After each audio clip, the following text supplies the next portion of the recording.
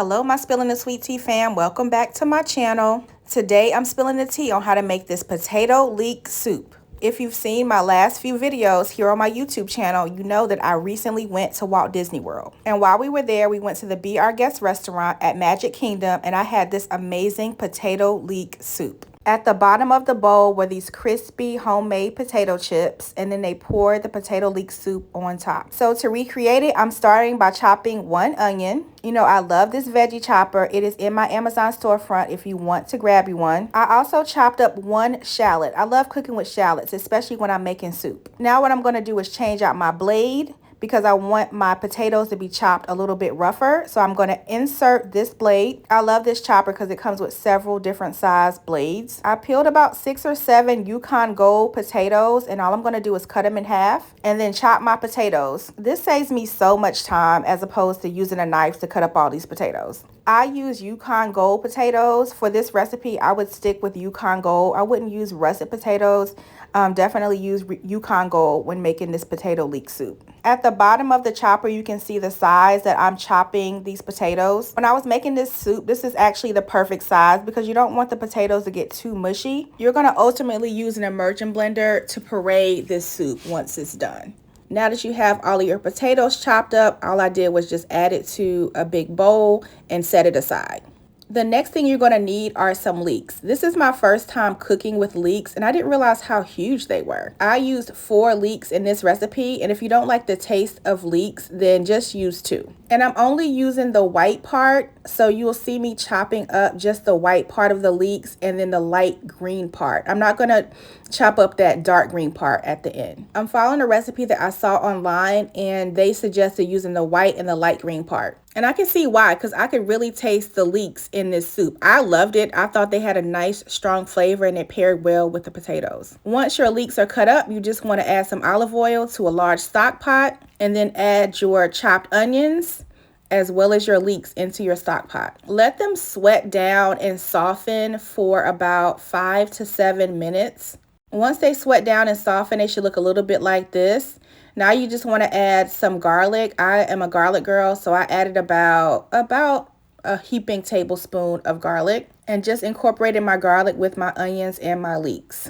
Now that your garlic has been added, the next thing you want to add are those chopped potatoes. Once you add your potatoes, you just want to give them a good stir so everything is well incorporated.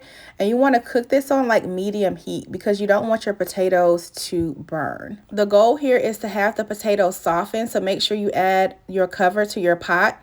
And you just want to cook your potatoes until they're fork tender, just like this. Now you can add some vegetable stock, or if you want to add chicken stock, you can do that as well. I use vegetable stock. Once you add your vegetable broth or your chicken broth, whatever you use, you just want to give everything a good stir, just like this, and then let it simmer for a little bit. Once this has simmered for about 5 to 7 minutes, the next thing you want to do is season your soup. Also add 1 tablespoon of butter, and your seasonings. I use salt and pepper and garlic powder. These electric salt and pepper grinders are a must-have. I have them also linked in my Amazon storefront if you want to check them out. Once you've added your salt, your pepper, your garlic powder, and your butter, you just want to give everything a good stir and let it simmer for another 5 to 7 minutes. And then add your heavy cream. You're going to need about half a cup of heavy cream. Once you add your heavy cream, just give everything a good mix and let it simmer for another 5 to 7 minutes.